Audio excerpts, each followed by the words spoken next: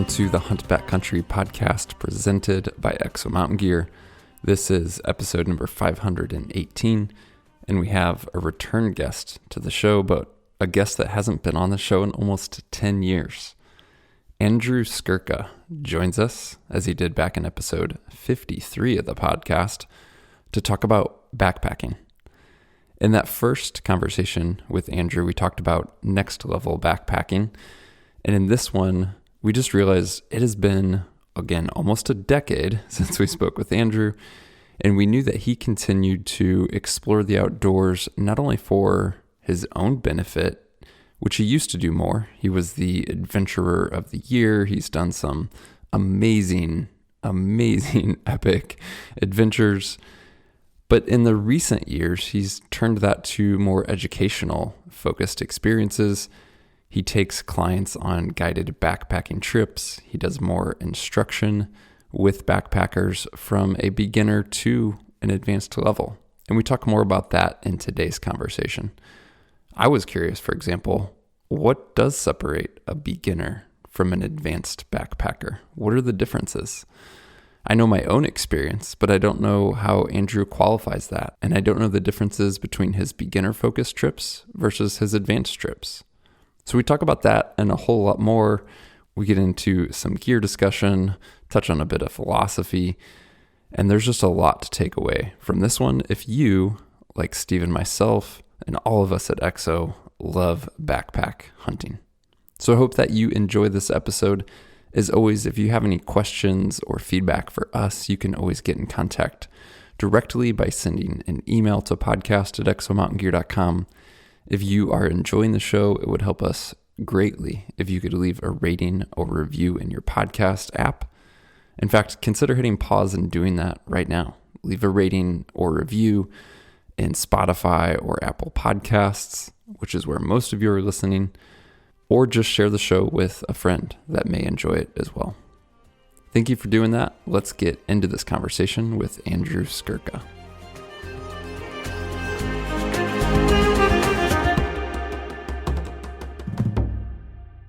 Well, Andrew, we had you on the podcast almost 8 or 9 years ago. So it was 2016. Yeah, it's wild how time. It still shocks me when I hear say a statement like that. We've been doing the podcast this long, but yeah, you joined us quite early on. We started the podcast in 2015. You were on in 2016. I'm sure we have a bunch of new listeners since then, and also people who may or may not be familiar with you. So we should start with an introduction, which for someone like yourself, has to be a little bit hard to summarize who you are and what you do and have done, but give us your best stab at the 30,000 foot view. Yeah, I can try. Andrew Skurka, 43 years old, Boulder, Colorado. I've had at this point a couple of different chapters of life. So in my 20s, I was a dirtbag thru-hiker. I did some nutty things. I walked 7,775 miles from Quebec, Canada, all the way across North America to Washington. I hiked 6,875 miles around the American West, 7 months, averaging 33 miles a day. In 2010, I did a 4,700 mile long loop around Alaska and the Yukon using skis, and then switched off to hiking shoes and a pack raft. And then my early 30s, life changed. So I got married, bought a house, started a business. So nowadays, the big thing, I run a guiding business, and it's become a pretty big program. We run about this year, so 2025, we're running 53 trips. We have over 400 clients. We have a guide team, about 20 to 25, depending on the season. I have 2 full-time employees. So definitely in the last 15 years, I've learned a lot more as a guide than I have as a backpacker. And guiding backpacking trips. Most of our listeners probably think that means hunting. Correct. Yeah, that's a big distinction. Yeah, so we're doing the hiking part without the rifle. Yeah. Which is and importantly too, typically much nicer weather than whenever I go hunt in the fall. I'm like, oh man, I'll take July any day over this. This is awful. I don't mean to dive deep off the bat or get philosophical or something, but like, so Steve and I did these hunts in Alaska this fall, and we were just at a show. So we were talking with customers and other people and industry people and whatever. And our adventures this fall were amazing, unbelievable, super cool, high level hunts. And this question comes up of like, well, how do you top that? Or what do you do next? And blah, blah, blah, blah. I'm totally different, not doesn't have to relate to hunting, of course, but like having done so much, I mean, you literally like kind of set the bar on through hiking and adventure and human powered travel in a way. How do you look at that now? I mean, life changes, season changes, take that where you will, but part of my question is like, how do you find adventure these days? Like, because it's not the same. Like, you're never going to go do that same thing again or anything to that extent, right? Yeah. I think there are a couple of healthy ways of looking at it. One is that life is in chapters. So, and I think that's okay. Like, I was in my 20s. I had all the decision-making abilities of an adult and none of the responsibilities that come with that. I didn't have a mortgage. I didn't have a career. I didn't have a, a four-legged fur child. I didn't even have a house plan, right? So it's the perfect time for me to do something like that. And then now that's not really the way my life is set up. So like I'm okay with that. Like that was some other like that was I'm glad I took advantage of that time in my life to do that. I think so that's one way I look at it. The other thing this has been a little bit more like recent. Whatever period you're in, it might start to feel normal because you're doing it maybe for a couple of years, but it changes.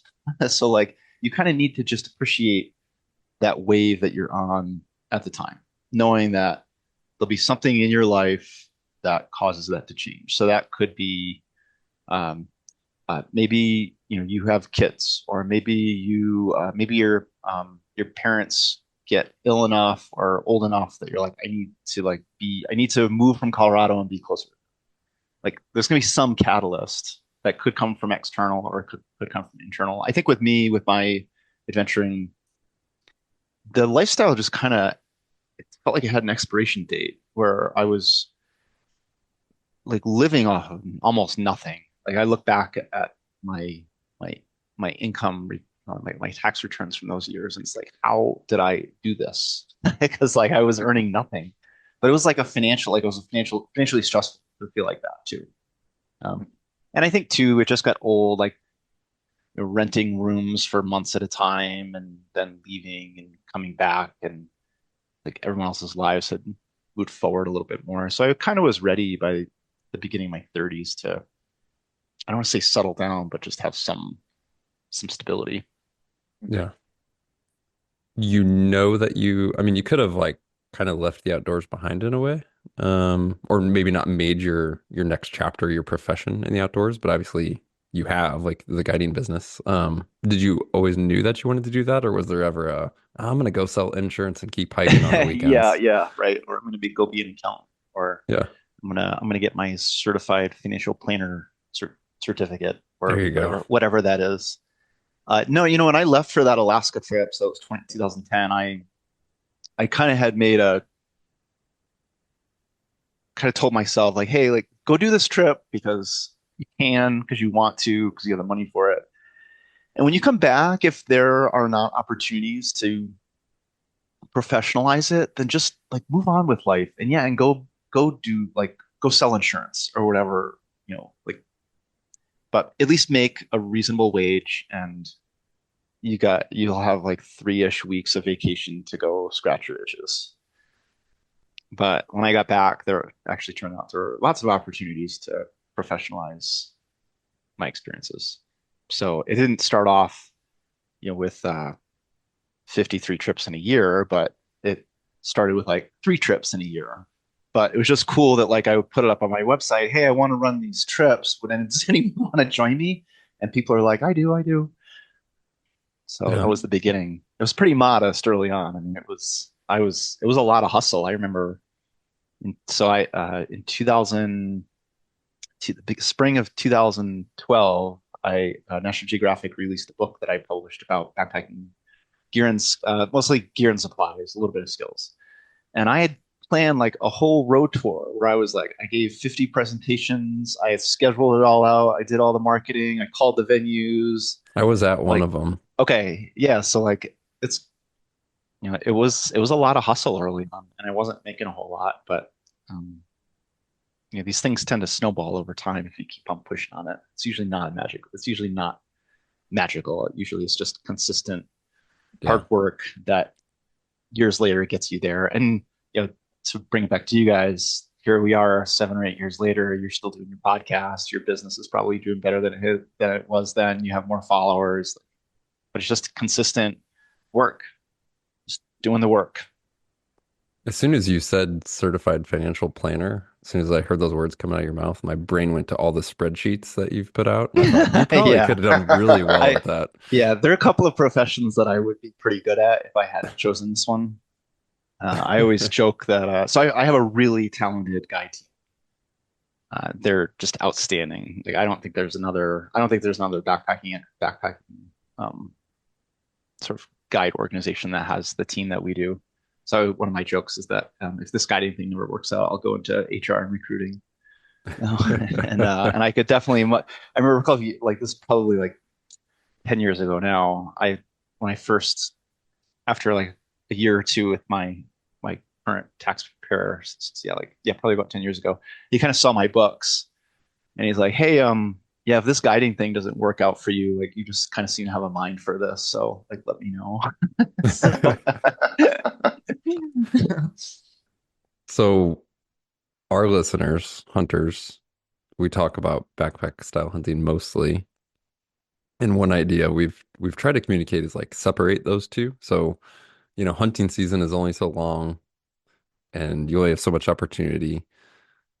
So to be an effective backpack hunter, you have the rest of the year, call it, to gain skills, knowledge, experience on the backpacking side, on the physical aspects of that, the knowledge piece, just getting into the field, etc. One of your trips, like I would assume, would be a fantastic way to do that. I mean, obviously people can do it on their own. So I just want to center some like discussion around the backpacking piece, and I don't have any idea what it looks like to go on a guided backpacking trip. hmm, It's like, let's start from the beginning okay. and call it like the very, I think you have like, I don't know if you want to call it like introductory, intermediate, advanced, but Hmm. you have different types of trips and level of Yep. skills. Like, who is entering at the very ground level and what are they learning? I Okay. know that sounds like a dumb question, but I just don't know what that looks like on a guided trip. It's a great question. So let me just start with like your recognition that backpacking and hunting are two very different skill sets. So for me, the challenge when I started learning how to hunt, when I started hunting years ago, I had the backpacking piece down, but the hunting thing was like I was totally lost. And it was one of those. And if you were to break down hunting into different pieces, there's like the gear preparation, like gear selection, I think you would probably call it. There's the there's the field dressing piece and like and the meat processing, but that the second piece, or there's the shooting, Mhm. and you can learn all of those pretty easily. Like you can do like get online and find gear lists for backpack hunting. You can go to the shooting range and learn how to at least, shoot 100, 200 yards. You can watch some really good YouTube videos on how to field dress. You can bring your meat to a butcher if you want for them to process it. It's like all that is pretty easy. But like the hunting part, the actual like being in the field and figuring out where the game are and how to get one, that is so much harder. It's like the skill that you never feel like you've reached the top of the mountain on that one because it's there's always something you can learn about yeah, about wildlife behavior. So to bring that back to the backpacking though, so in our program we have three different levels of trips. We have beginner, intermediate, advanced, and there's a little bit of overlap, obviously, between all those levels. So we have like we might allow a beginner backpacker to take an intermediate level trip if they going to give us some assurance that they'll be really engaged in the planning process. And we have expert level, or we have like advanced level backpackers who've done, say, an 11-day Alaska trip with us, and they'll come back and just do an intermediate level trip because it's plug and play for them. But as a beginner backpacker, we're trying to, or when we have a like beginner level trip, we are focusing on just core uh, backpacking knowledge. So it's um, how to set up different types of shelters, it's how to purify water, it's where to get water, it's how to use a stove, how to use your like navigational tools, like how to use a compass, how to read a map, how to get different functionality out of your GPS app on your phone. We go through a whole selection or a whole period beforehand on how to research conditions so that you know what you're likely getting into before you select your gear. And they have to submit a gear list to us saying like this is the exact backpack, this is the exact rain jacket, these are the exact shoes, this is my stove. And we give them feedback on that. We also walk them through a module on meal planning. So it's a lot of like pretty basic things. And we find that like a beginner backpacker or the beginner backpackers who have like some experience tend to do better than those that have none. I think if someone comes on one of our trips and they have no backpacking experience, it's just almost like a little bit too much. Even if we even if we dumb it down and like just kind of assume that they know nothing, there's still a benefit if you back to what we were saying before we even hit record, I think, was that if you kind of know some things that you don't know, it's a little bit easier to focus your learning. So that would be a beginner backpacker, and we're just, I think at the end of a beginner trip, we're hoping that afterwards they could go out on their own for like a long weekend or maybe 5 days, stay on trail, stay on use campsites that are either existing or maybe make some of their own. Um, they're in pretty like fairly benign conditions, that kind of thing. In an intermediate level trip and then an advanced level trip, just the skill levels go up. So on like the extreme end, if we were to take an advanced level trips, we don't offer too many of them. They're pretty specific. So like this year we're offering 11-day advanced level trips on, say, the Kings Canyon High Basin route, which is a really rugged backpacking route in the High Sierra. It's largely off trail. It has a significant amount of gain and loss, vertical gain and loss. It's really far from other trails and trailheads, so it's a little bit like a no-fall zone. It's heavy-duty navigation. You're up really high. We're also offer that same trip duration in Alaska, where we're dealing with big rivers and lots of tussocks and brush and willow and exposed campsites and that kind of thing. When you say brush, tussocks, willow, my head goes to like, why in the world would you do that if you're not Hunting. having to go chase an animal? Because like that's the only reason that I put myself in like a spot like that in Alaska is like this is what I have to do to find the critter I'm Get there, after, yeah. not because I want to.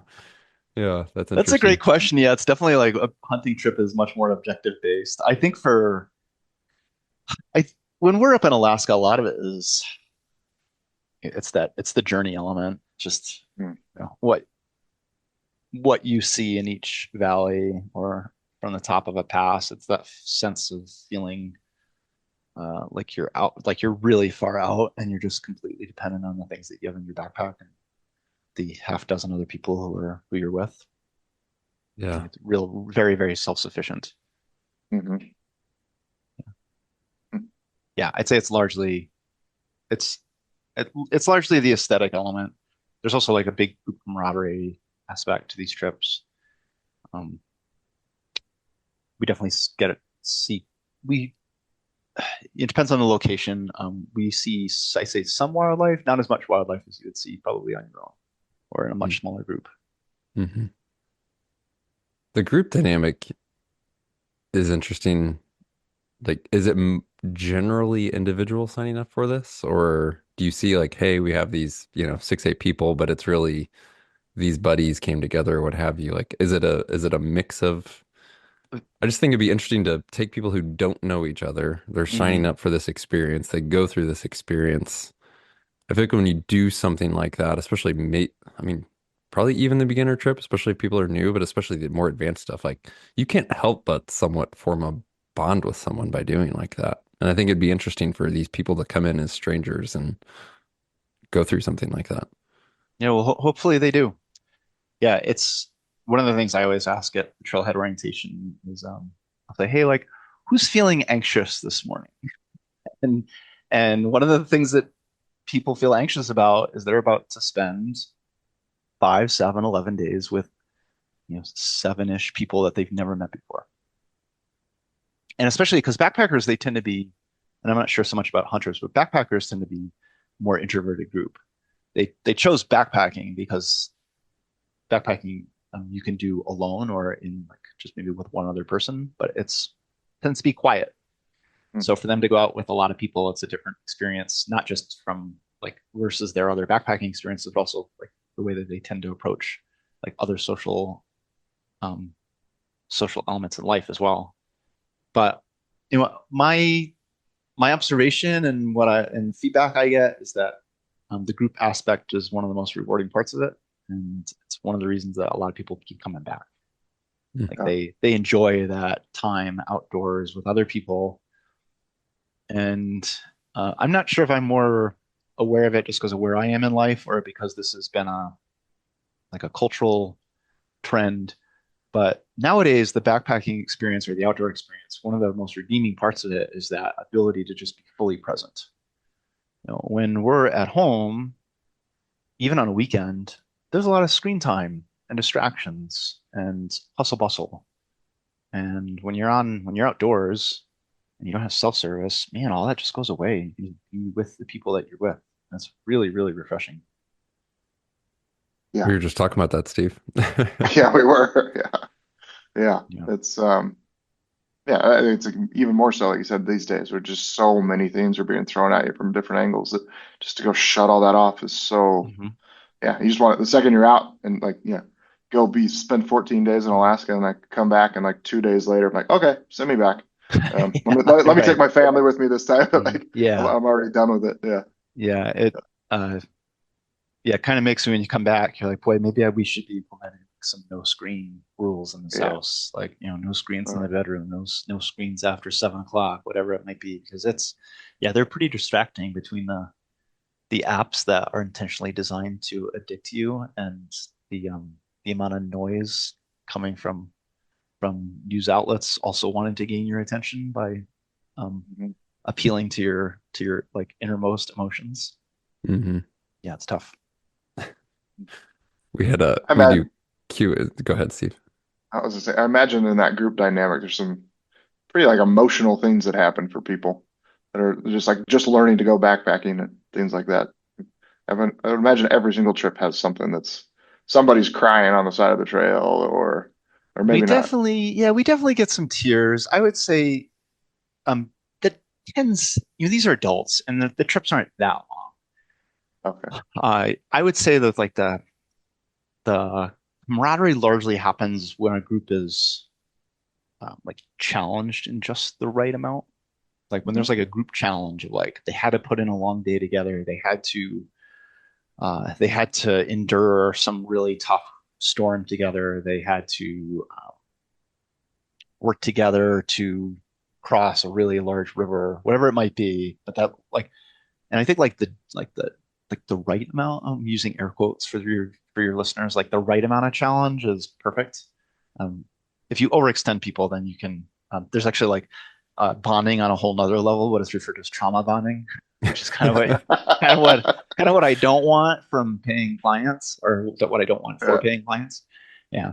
Uh, if they're tears, usually it's someone has something external going on in life that in this trip just kind of gave them the space to maybe really come to terms with it or think about it or get away from it. Hmm.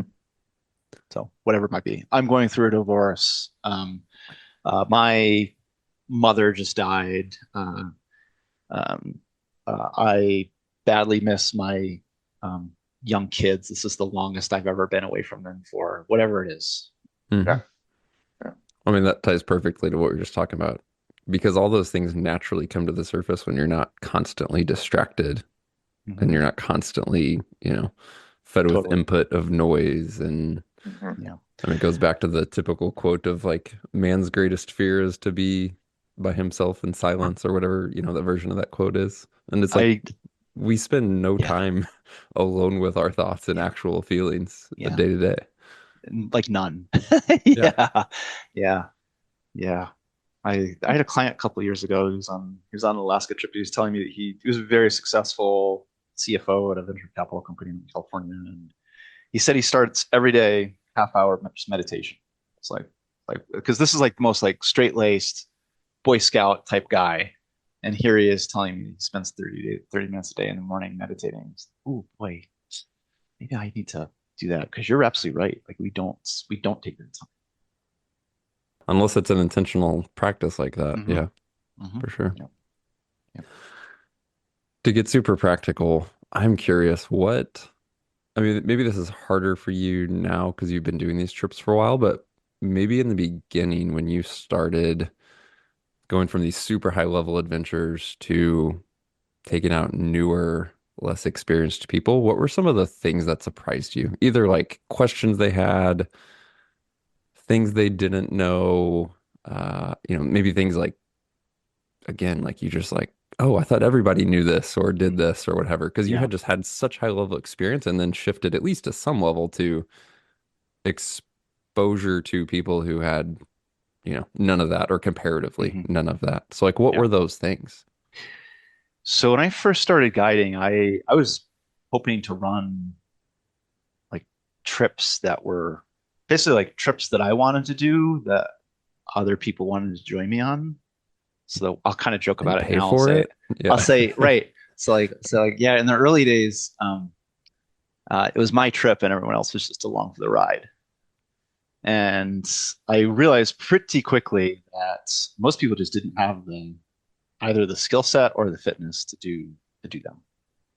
So I kind of needed to retool basically after the first season and say, well, like let me meet them where they are and let me give them a trip that is more appropriate for them. And let me try to take them from where they are and at least like move them down the continuum and like try to get them in a position where they can do something more ambitious if they want to than what they are able to do now.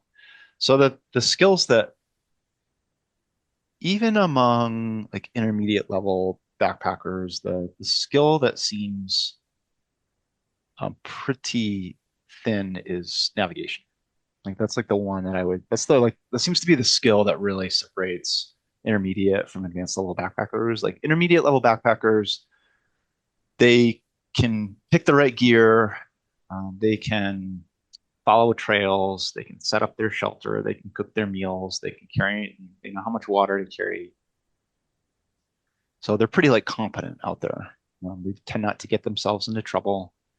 But to do that next level trip, to go from say hiking the John Muir Trail or hiking the Pacific Crest Trail to doing a like week long trip in the Brooks Range or doing the Yosemite High Route, that's a whole nother level. And the key difference there is that navigational skill set, like that ability to look at a map and say, well, I'm here right now and I want to get over here. So what's going to be the sort of to plot that route and then to use all your tools to like efficiently get you there. In a course that you do or a guided trip that you do, what are all those tools? Because part of what in our community of hunters, I think we have an over reliance on digital resources. And, It's the same in backpacking. yeah, I was Yeah. kind of curious if that was like still the case. I mean, we have Yeah.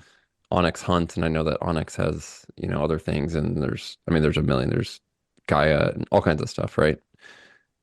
Do you do you feel like that's even a concern, these digital tools, other than like a freak accident of drop your phone, smash it on a rock, it's dead? I mean, do you really feel that most backpackers or in our case, backpack hunters should have non-digital tools and knowledge to then use those tools in this day and age? Yeah, it's a great question. Because we go around and around a little bit. So when I first started guiding, it was like smartphones. I mean, when the iPhone came out in what, in 2010, 2010 or 2008? Yeah, somewhere in there. Okay. So when I first started guiding trips in 2011, it's, not many people had smartphones, and I don't think at the time that there were GPS apps for smartphones. The first time I ever saw a GPS app was in 2014. It was pretty wild. Someone had it. They had Gaia, and as was my other guide, he had Gaia loaded on his phone, and he was showing me the USGS map that he had downloaded to Gaia, and he showed me exactly where we were, and this map, which had been probably like last updated either in the 60s or the 80s, one or the other, but the glacier had receded like a mile back. So on the map, we were like standing on the glacier. The glacier was like still around the corner. It's pretty wild. But that was 2014. And at the time, I was still pretty resistant. It's like, not really. Basically, there's nothing that a GPS app can do that I can't do with all my sort of more analog tools. But I came around to seeing the big benefit of GPS apps being the precision and the speed with which they can do certain things. So, as an example, it's way easier to calculate the distance, especially over longer distances on a GPS app, because you just it's like just tap, tap, tap, tap, and it spits out, hey, yeah, this is 6.8 miles and it has 1,200 vertical feet of gain and 1,300 vertical feet of loss. And yeah, you could have calculated all that by using your map. You could have could have used your fingers or the ruler on your compass, or gotten out your lanyard and traced your route. But I mean, the phone did it in like seconds. So the speed is pretty nice. So I came to um to just see the phone as being part of my navigational toolkit, and that's kind of where I still am. I wonder if the next iteration of this is to just be phone only, but I have struggled to think that I'm going to go in that direction. The phones, in addition to there is some risk of them. Yeah, if you lose it, if you drop it really like from a really high distance, if you run out, if you're like using it all the time and burn through all the batteries and don't have enough power, then it kind of becomes useless. But I think the thing I love about some of the analog tools is that, so for example, like the map, we print out our maps on 11 by 17 paper. And I've watched the difference. Like I remember a trip years ago, at the last minute, we changed the route. So like the clients showed up, they all had the correct maps in their phones, but we didn't have printed maps. And the clients, over the course of 7 days, never figured out how to read a map because they were at the whole time just looking at this tiny little screen. I think the right description is it's like looking through a straw at a map, right? Where like just because the scale is constantly changing and it's just this small little area that you can see at one time. Whereas on a paper map at 11 by 17, boy, there's just so much more topographic information, and you can really just kind of like very easily put yourself on that map and follow your progress. I still like using a magnetic compass because you set a bearing or you find a bearing and you can follow it for an hour without ever having to turn your map on or turn your phone on. I still like using the altimeter on my watch because it's right here. I just need to look at it and can figure out my altitude. And then if you're on a really well-established trail, I take that. Let me rephrase that or nuance that. If you are hiking in terrain that is very consistent, so for example, a well-established trail, but also could just be like 1 mile an hour slide alder in Alaska, mm-hmm. You can just dead reckon really accurately based on how long you've been traveling for. So, okay, hey, right now it's 12:38. And this next trail junction is in a mile, so I expect to get there around 12:58 because I do 3 miles an hour, so it's 20-minute miles. So those are like really easy tools to use. So I kind of see the phone as being like a part of that kit, but not even. I would say it's more of my backup than it is a primary tool.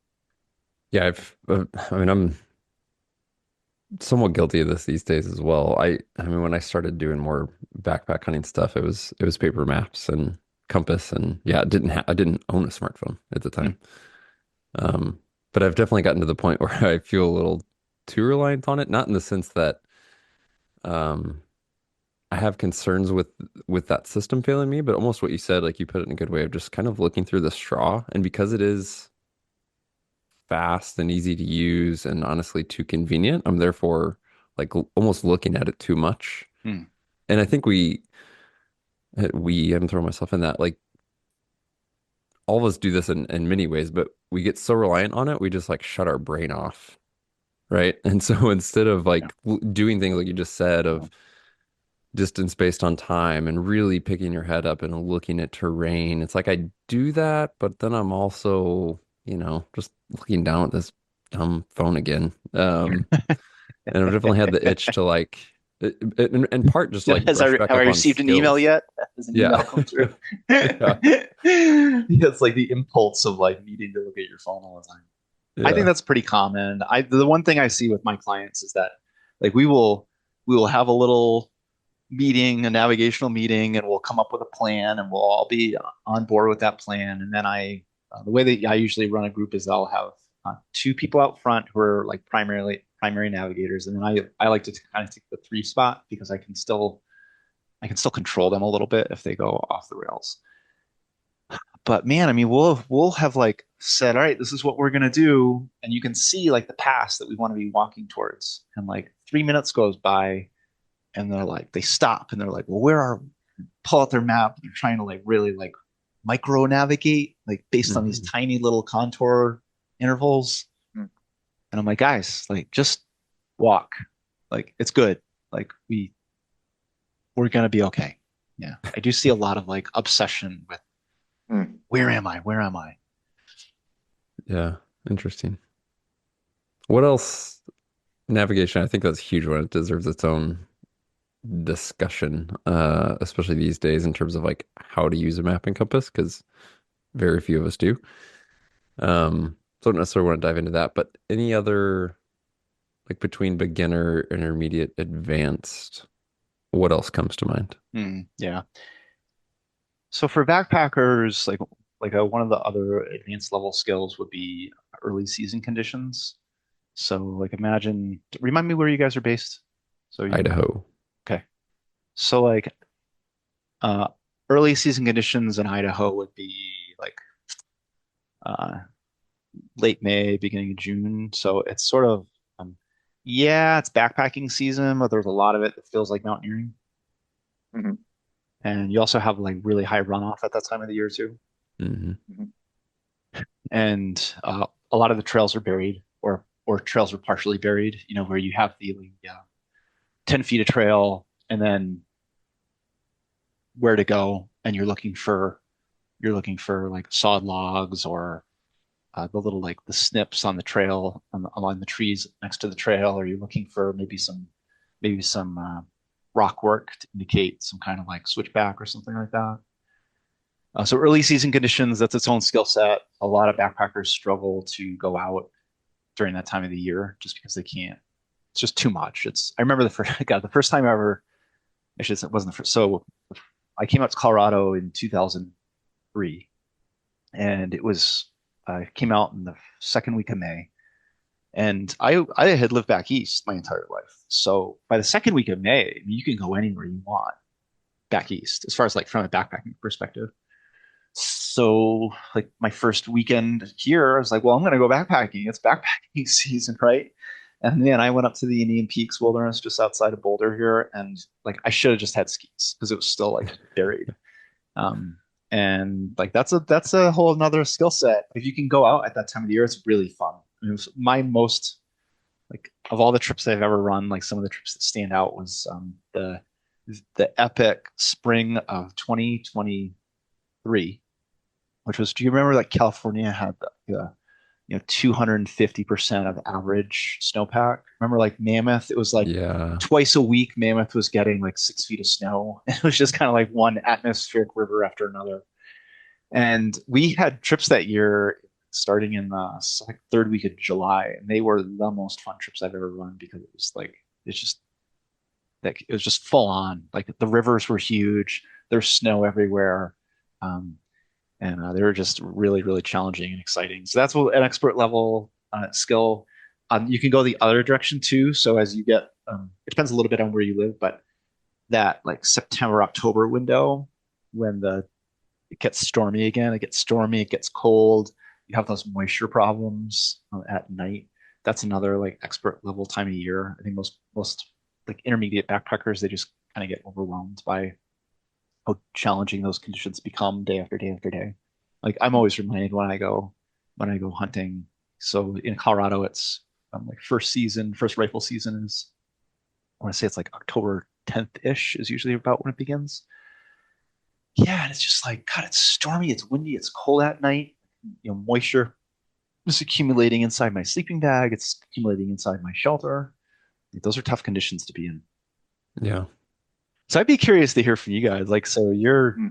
you're specializing in backpack hunting, like backpack Mhm. hunters. Like, where do you see, like, what do you think kind of the typical skill set is? Do you think that they are on like a backpacking level? You think they're intro? You think they're intermediate? You think they're advanced? My sense from the market is that there is at least going to be intermediate because if you're intro, you're just base game. Um, yeah, I mean, I guess it's all over the map. Yeah. I mean, the level, the stuff we're doing is I would think you would consider pretty dang advanced. Navigating Yeah. certain terrain up in Alaska, spending, just Hmm. completely off trail for multiple days, dealing with Yep. packing 100-pound loads out of the mountains, dealing with Yep. snow, wind, rain. Yep. Um, Hoping that yeah, the but bush then, plane arrives on time. yeah, Mhm. yeah, Yeah. yeah. Yeah. Yeah, I don't know. I think there's probably things that for a summer backpacker that we look at and kind of laugh at, like, oh my gosh, that's so stinking easy. But then there's probably what's interesting to me is the gaps. Like, there's probably some skills and things that you've done in the past that, like, oh, I've never thought about that way. Like, what could I Mhm. learn from you? Um, and then what could you learn from us? So we're doing things that are, like you said, it's October, November, much just completely different conditions, Yeah. and different demands. And it's just we're doing everything we can to avoid trails. So navigation, like the concept of not being able to navigate is so interesting to me because it's like just Yeah. I've been doing that since I was 12. My dad's like, hey, just hike that ridge until you hit the road. I'll meet you Right. back at the truck in this evening. Yeah. And that's like just being on trails. Like, why would you even need a map? You got trails everywhere. Just follow the Yeah. trail. I'll take you out. So yeah, I don't know. Yeah, what came to mind with me because you were talking about like just that scenario of getting out first rifle season, October, it's getting colder, stormier, windier, dealing with moisture in the shelter, etc. And that being more of a intermediate to advanced thing, which I can see how that's totally the case for a on trail, fair weather summer backpacker. That's kind of like what the hunter expects because that's their prime time, right? Like that's the Hmm. season that they're in.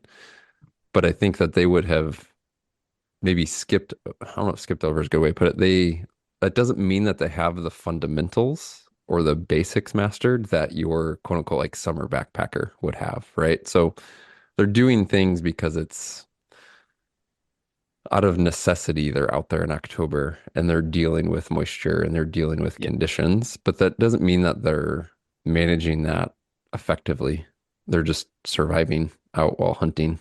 And so Yeah. there's still a lot that our audience can learn that, we can continue to learn just about how to do that effectively because it does, I think it's just a great point in general of someone who is maybe has hunting experience and they're wanting to do more backcountry stuff or backpacking stuff. Um, they're essentially like if they're gaining their backpacking experience during hunting season, they're automatically not starting at the entry level because they're not starting in the easiest time of year.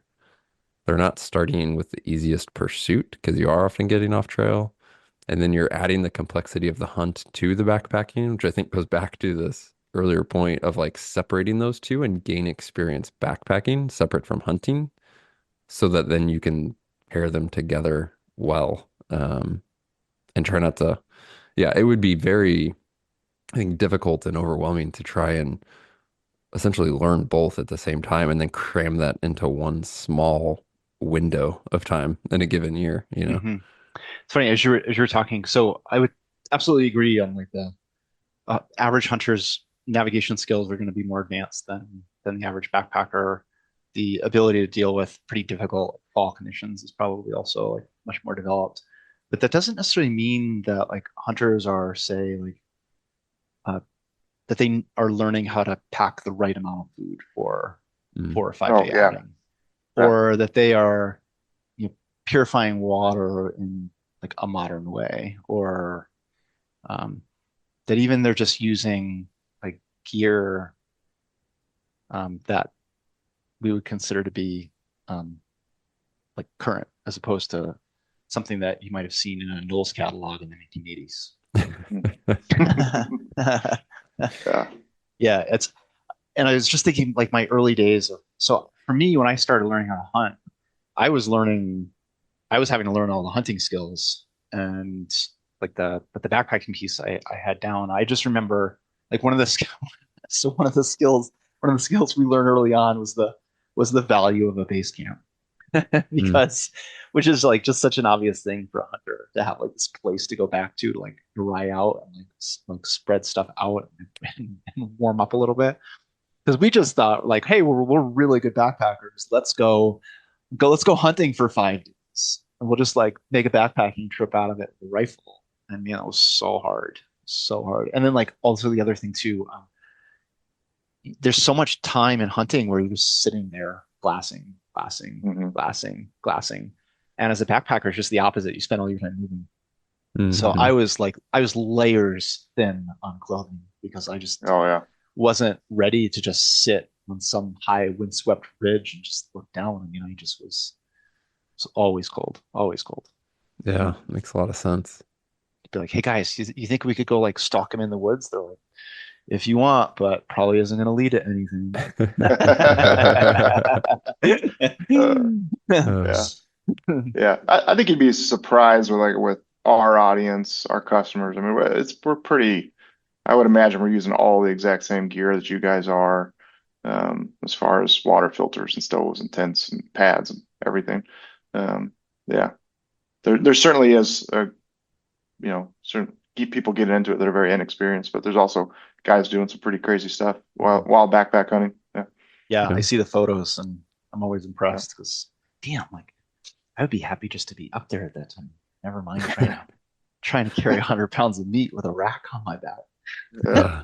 Uh, I do want to come back and touch on some gear thoughts, but also thought of what wanted to speak to earlier and what you said. You've mentioned rivers a few times in different contexts, and uh, at least speaking for Steve and I, we've crossed a bunch of rivers like for hunting.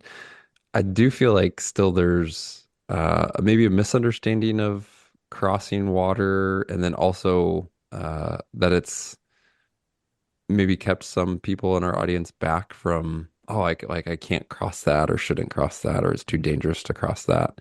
And so maybe they've limited themselves on where they've gone.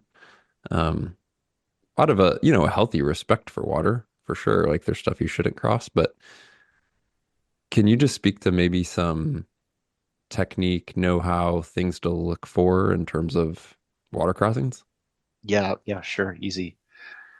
So river crossings are generally going to, in the American West, they're generally going to be most difficult in the spring when we have all the snow melt, and then and that's going to apply to Alaska too. Alaska can get some fall rains, which bring the water up, but at least in the American West, tends to be mostly a springtime thing. So you'd have to be pretty far down the watershed to have a river issue in October. Like in Colorado, I think probably the only river you're struggling to cross in October, like maybe if you're trying to cross like the Colorado somewhere, but I think most other rivers you could probably get across. So when we're thinking about crossing, we're thinking about the speed at which it's going. So like, and a good measure is the speed of the river relative to your walking pace, so like 3 miles an hour or so. We're thinking about the depth. So anything over your knee there's something about there's like the force of it. It's somehow cubed. It's not linear. So as you get like a larger flow, like especially as it gets above the knee, it actually gets like incrementally harder. Um, Also be looking for, so speed or velocity and depth. Uh, you should be looking at um, any risk factors immediately downstream, so like sweepers or strainers or some sort of like rapid sequence. You should be considering the footing. So like, is it like big, like slippery granite boulders that haven't moved in 20 years, or is it a bunch of like nice Alaskan gravel cobbles, which are much easier to walk on? Another big thing comes to mind is where are you putting in and where are you taking out? So that's like probably about 6 different things to think about. What about And technique, just like very mm, practically? Like, how are you yeah, facing? How are you moving? If you're with people, are you, using any support, all that stuff? yep, it varies a little bit. So trekking poles are always trekking poles or big river, something even sturdier, like a shaft, like a Moses style shaft would be even better. Because you can use trekking poles to kind of give you those 2 extra points of contact, or if you have a shaft, you can do like a tripod, so you have like one, like basically 3 points of contact at all times. So that's kind of a given. I This is unconventional, but I never unclip my buckles because as far as I'm concerned, like if I'm gonna go swimming, if there's a chance that I'm gonna go swimming, I'm gonna find someone else to go. Like it's just not worth it. So I'm not planning on swimming, so I don't know why I would unbuckle. And then the other thing too is if you do lose your backpack and you're really deep, like good luck to You're you. so well. Yeah. Yeah. And then I also another unconventional thing is that I also generally like to go downstream at 45-degree angle to the current. And the reason I like generally, if I can do that, the reason I like to do this because it requires way less energy to do that than to go perpendicular to the current or go up against the current. It's way less energy. Yeah. When I'm with a group, there are different techniques. You can do like the human tripod, so you get like 3 people, and you kind of like put like arms over shoulders, and you come like or self-stabilizing. You can also do um, uh, the dance is lost to me right now. What is it? The Shonga line? What's the you kind of see it at Yeah, weddings? Congo Okay. line, yeah. The Conga Congo line, line, yeah. yeah. Where you put someone big up front, like your big you know like linebacker type group member up front, and your smallest person in the back, and you move across the river or parallel to the current all at the same time. Hmm. So it requires a lot of good communication. So if a group is ever going to do that, we always do it on dry land first, because usually what happens if you people get in your linebacker starts moving across, and not everyone is keeping the same pace, and as a result, like there's no benefit because that person in the back is getting the same amount of current. But the idea is basically you're creating an eddy. Like the person in Mhm. front is creating an eddy for the person behind them, who's creating an eddy for the person behind them. So that's another good way to do it. Um, there's one other. I had one other thought about cross. Oh, the other thing about crossings, at least in the springtime, they're big diurnal. Uh, there's a diurnal variability in the flow. So it depends a little bit on where you are relative to where the water is coming from. So like basically like the further you are downstream, the less of a cycle you'll see. But as you get closer to the headwaters, enormous change between peak and low for the day. So like the rivers in the Sierra in the springtime, they tend to peak at like 3, 4, even 5 p.m. when that sun has like basically the cumulative effect of all of that solar energy during the day is now coming downstream. And then it's lowest at like 6, 7, 8 in the morning before the sun has had a chance to start melting things again. I did want to touch on gear with no agenda other than to hear thoughts. I guess I'm curious, like with you having been, I don't want to say in the industry so long, but yes, in the I've been industry. in the industry a long time. Yeah. Yeah, I just didn't mean like, I don't want to say industry like you're a commercial guy, but I know you have worked with brands and things in the past. And uh, yeah, yeah, so much I could say. How do you view gear from like, it's important? Like, do you still get excited about any gear? Let me ask you that. No, not really. No, no. It's like just real incremental changes. Yeah. And it's at this point, I mean, the gear is so good relative to what was available, like especially 20 years ago, but even 10 years ago. It's so good nowadays. I mean, like last season, I used this single wall shelter that was fully enclosed. I used it. I used it in southern Utah. I used it in Alaska. I used it in High Sierra. I used it in Yellowstone. So the whole season, all those different conditions, and it weighed 16 ounces. Like that is so crazy. Yeah. That is so crazy. And like what did not feel like I had, like I was sleeping under tissue paper. It kept me protected from the bugs of the Sierra and Alaska. It withstood some big wind events. Like that's awesome. Yeah. So I don't know, People are like gonna I don't want to know know where what that you was. go. It was a hyperlight mid one. Okay. Yeah, and that's a good shelter, but it's not the cool thing. It's not like Hyperlite has a monopoly on Hmm. fantastic products. I mean, they definitely make some really nice products, but uh, boy, I mean, there are in the backpacking world, I can think of 10 backpacks like off the top of my head that weigh about 2.5 pounds, and that will carry as much weight as a backpacker needs, and that have all the features you would want, like hip belt pockets and side pockets and outer mesh pocket, and made out of durable materials. And they have a frame. 20 years ago, you didn't see that. The whole frameless backpack thing, coming from my perspective, designing hunting packs is blows my mind. The guys running around with just shoulder straps on there, and I don't understand. I get it if you got like 5 pounds, but once you get to 20, like you want a frame to distribute that load to the hips, like Well, period. they do Yeah, only have five. I mean, have you seen like I get, yeah. a modern through hiker, like really like say you're on the Pacific Crest Trail. So what do you need for the Pacific Crest Trail for a through hike? Like it almost never rains on you. It's buggy in the summer, so you need some insect protection. Like it's never that cold. It's dry in the desert, but like that's about it. So I mean, you still got, I mean, a couple pounds of food, 5 pounds of water, right? Like your average, I yeah, mean, your base weight, I could say, yeah, yeah. My base weight to go backpack elk hunting is yeah, 18 pounds. yeah, But you still got weapon and well, weapon separate, but yeah, food and water, you're adding to it. Yeah.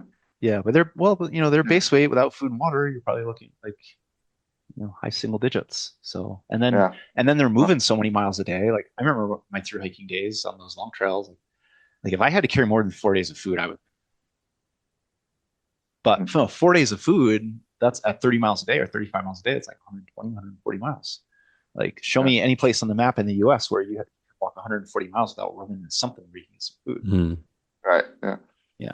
Yeah. Doesn't Yeah. exist. It's no, but you're right. Like the backpack I use, I've been changing them out a little bit, but they all have frames now because Yeah. I'm with you. Like there's just that extra, like it just gives you that option to go up. And it's not Yeah. that much of a penalty. Like how much do two aluminum stays really weigh? Plus some extra like reinforcements inside the backpack. It's not that much. Yeah. Yeah. Yeah. You don't look as Mm. cool though. And that counts.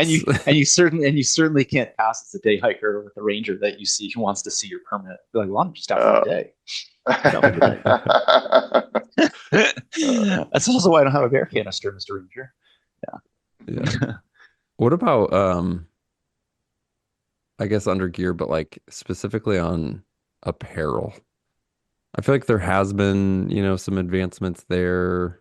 Um, Insulations, things like Alpha Direct, versus like just grid fleeces from back in the day. But is there anything there that you feel like has been, going back to like your experiences of your big Alaska trip 10 plus years So ago versus now that you would kind of have or do differently? I don't think so. I think with clothing, so the one thing that I have found to be pretty game changing for our trips is the wider availability of permethrin treated fabrics. Mm. So this would be like bugs away like um, or like insect shield would be most prominent one. So to be able to get a like your choice of 4 or 5 different sun hoodies that are treated with permethrin at the factory, that is a game changer for backpacking in the summer where you even have some bugs. because you get all the benefits of sun hoodies, that nice sun hood, that like super breathable, synthetic fabric, but then it's basically like a force field for insects. Hmm. So you don't need to be wearing a kind of one of those more like heavy duty safari looking woven nylon shirts that don't breathe very well. Yeah. So What I I would say haven't that's looked into it, but like, what is the difference between, insect shield, like you said, from the factory versus like treating yourself with it's permethrin? the effectiveness and the longevity. Okay. You can do it at home. It just doesn't. It washes out more quickly and probably wears off more quickly. The factory treated stuff is definitely the way to go. And you can actually, like, what I've done with a lot of my stuff is that I took my favorite pants, my favorite shirt, favorite hat, favorite socks. I shipped them all at Insect Shield, and Huh. they'll do it. They'll like basically do a factory treatment on your favorite things. And it's pretty inexpensive. I think it's like $10 a garment. Really? Mhm. So That's that was cool. that's pretty game changing for not so much your crowd, unless your crowd goes out in the summer. But I would Springtime say, ticks. yeah, and springtime ticks. That's absolutely right. Yeah. And the other, I'd say, with the bigger thing with clothing though, it's more the fit of clothing. I think that's a piece of like a shirt or pair of pants can have like all the features that you want, but if it doesn't fit you that well, you notice. And that's I don't think there have been like groundbreaking advancements in fit in 20 years. I think Yeah. patterning is what patterning has been. I know we're coming up on time, Andrew. Thanks for taking the time with us. Of I know course, it's yeah, it's wide been fun. ranging, but yeah, it's cool. I'm even pulling thoughts to chew on. I know our listeners will as well. So thanks for doing it, man. Well, when are we going to get out together on a backpacking trip so you guys can? That'd Let's be awesome. go. Yeah. Yeah, that Sign would me be up. so fun. All right, well, you guys let me know. We'll talk. Yeah, maybe I can show you a thing or two, and you can do the opposite. So I know I still have a That'd be lot awesome. not to learn in your industry. Yeah, no, I mean, there's still like, Yeah. I mean, yeah, going back to like the Wind River route and like there's stuff I want to do for sure, just from a backpacking perspective. So it would be fun to do sometime. I'll have to like take a closer look at your schedule and your trips. And actually, speaking of that, like amazing segue that was unplanned. Where should people go to check that out, learn more? It would not shock me one bit if there's people listening who are like, yeah, I want to go do something like this and actually learn to backpack. Yeah, so if your listeners, if they just search my last name is Skurka, Skurka, my website will come up pretty quick. It's one of those names that it's like almost only one. So sounds Didn't like have I to just do got too off much the SEO sounds like I with just that got one. off the boat. But yeah, it's very useful for SEO. Yeah. Perfect. We'll leave links to that in the show description as well. Everything, all your trips, all the guiding stuff, all your business, it's all just under your one website. Yep. Cool. And I will say, like going back into the years of content, you also have some amazing gear stuff, food stuff. Yeah, there's a lot there tucked back in your website for sure. It's a resource I've used a bunch. It's been up there a long time. Yeah, and I wish that we could, with as much guiding as I do nowadays, I'm not able to contribute as much to it anymore. But yeah, I wish I look back at some of those tutorials like that. Like if any of your listeners were listening to our little like talk about navigation, like I want to learn more about that. There's actually a really good navigation tutorial up there.